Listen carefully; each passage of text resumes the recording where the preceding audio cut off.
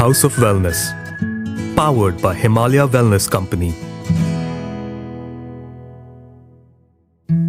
Welcome to House of Wellness, a podcast powered by Himalaya Wellness Company. This podcast will give you insights on different aspects of Ayurveda and wellness based on science. Himalaya Wellness is a global herbal health and personal care organization with close to 500 products in over 100 countries, bringing wellness in every home and happiness in every heart. In each episode, we will have candid conversations with qualified and experienced Ayurvedic experts on how to take charge of your health and well-being in the modern world. Hello to all our listeners and welcome to another episode of House of Wellness. We will be talking about bone health and joint wellness. Welcome to our show, Dr. Soorya Narayan. So, Doctor, to start off, bone and joint health is something we take for granted for many years of our lives. But please tell us why taking care of our bones and joints is so important. Yes, bone and joint wellness is important because they play many roles in the body, such as providing structure and protection to the organs inside our body. Bone and joint wellness has become integral part of overall well-being. We often see people above 40s and 50s start complaining about joint pains and fractures. Hence, we must give importance to sustained good health of bones and joints, which can lead to good quality of life. Understanding of how diet, physical activity and other lifestyle factors can affect your bone mass is vital. So what affects bones and joint health? A number of factors can affect bone and joint health.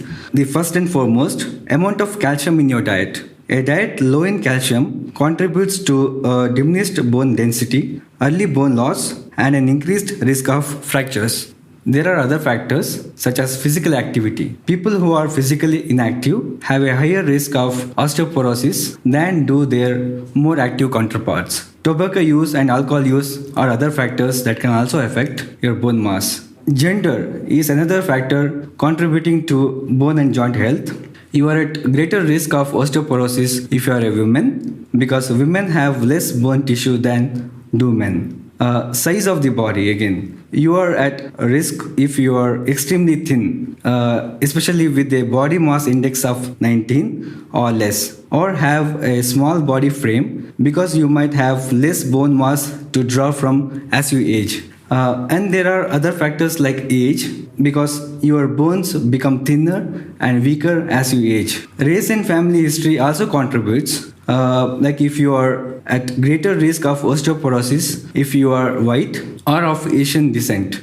In addition, having a parent or a sibling who has osteoporosis puts you at higher risk, especially if you have a family history of fractures. Hormone levels too affects bones and joints. Too much thyroid hormone can cause bone loss. In women, bone loss increases dramatically at menopause due to dropping estrogen levels. Prolonged absence of menstruation, which is also called amenorrhea, before menopause also increases the risk of osteoporosis. In men, low testosterone levels can cause loss of bone mass. Last but not least, eating disorders and certain conditions can also contribute to the weakening of bones and joints.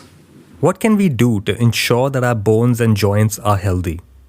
You can take few simple steps to prevent slow bone loss. For example, include plenty of calcium in your diet. Good sources of calcium such as dairy products, almonds, broccoli, canned salmon with bones, sardines and soya products such as tofu helps. If you find it difficult to get enough calcium from your diet, ask your doctor for supplements. These days, one can also get a variety of herbal supplements that supports the bones and joint wellness. Secondly, pay attention to vitamin D. Your body needs vitamin D to absorb calcium. Good sources of vitamin D would be oily fish such as salmon, trout, whitefish and tuna. Additionally, mushrooms, eggs, fortified foods such as milk and cereals are good sources of vitamin D. Sunlight also contributes to the body's production of vitamin D.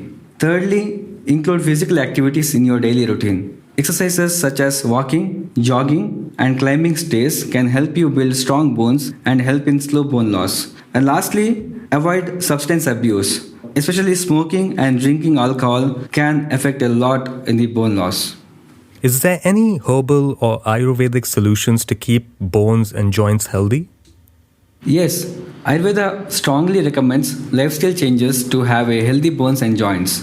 I will start with herbal supplements. Many clinical studies confirm the beneficial effect of turmeric and ashwagandha in joint wellness. Similarly, few resins such as gugulu and boswellia, Ayurvedic herbs like hadjod, dashamula, nilgiri, triphala, ginger, etc. have proven to be very effective in treating joint pains. And then there is Panchakarma. Panchakarma is recommended to help reduce toxins in the body and help rejuvenate the body. Panchakarma involves purgation to help reduce toxins. It makes use of sweating, full body massage, and a massage using bolus to help cleanse the body. And thirdly, very important is yoga. Yoga is a very powerful system of healing that helps in strengthening the bones and joints. It can help in long-term management of pain. There are many yogasanas recommended for those suffering from arthritis. These asanas include Setu Bandhasana, that's bridge pose, Adho Mukha Svanasana, that's downward dog pose, Marjariyasana and Bitilasana, scat and cow pose, and Balasana, which is child pose. Surya Namaskara or sun salutation exercise is recommended to be done at the time of sunrise. This exercise helps improve joint mobility and also helps get body some vitamin D. So, in the modern day era, how do you see Ayurveda or herbal drugs to still be relevant, especially for treating ailments related with bones and joints? Ayurvedic medications have shown to be safer for long-term use with very few reported side effects. In short, herbal supplements are recommended for treating long-standing disorders related to bones and joints where the duration of treatment is usually given for a longer period. Ayurvedic herbs supplements are also recommended for sustained health of bones and joints, and they can be taken for a long period of time safely. Thank you so much, Dr. Soorya Narayan, for a very insightful session. We hope this session has helped our listeners and motivates them to take charge of their life. Reach out to us if you have any questions. Visit www.himalayawellness.in and drop your queries in the Ask Your Expert section with the hashtag House of Wellness. Details are given in the description of the podcast. See you all in the next episode of House of Wellness, a podcast powered by Himalaya Wellness Company.